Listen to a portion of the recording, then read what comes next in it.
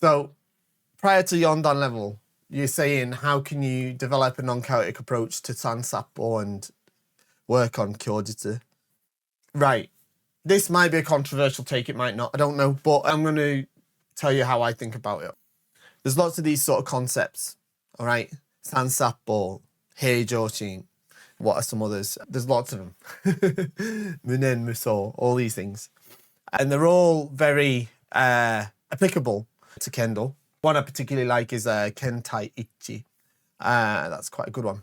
But they're very applicable, but not in the sense of you consciously apply them. You're not like, right, I'm going to do Sansappo now, or I'm going to do the whatever. It's not quite how it works, all right?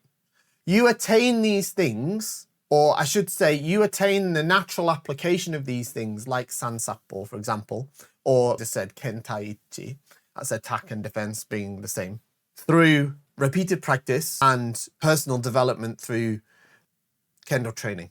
If you train Kendo earnestly and honestly and apply yourself and look to pursue the correct path of Kendo, then these things will naturally start to develop. You'll start to gain an understanding. If correctly, I shouldn't say that. More honestly and earnestly engage with the other side, especially high-level senseis, if you get the chance, then you'll start to develop an understanding of these things. And again, they're not things that you will just apply, all right? It's more like I could potentially review some footage of my own Kendo and then examine the application of Sansappo in those situations or engagements that I'm having. But it's not something that I'm mentally particularly concerned about in the moment. And I don't think you should be, all right?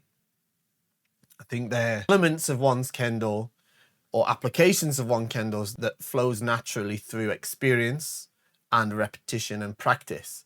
So it's not something either that I would say, oh, well, pre-yon do this, all right? It's not about done, really. It's about progression and experience. And it takes a long time. It takes a long time. So what I don't want you to do is get caught up in the weeds of these esoteric terms and concepts.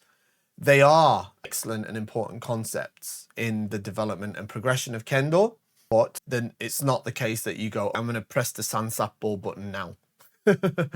So the only thing you can do is keep training, do your best to be honest with yourself and to your partner, and I'm sure you'll develop an understanding of these things.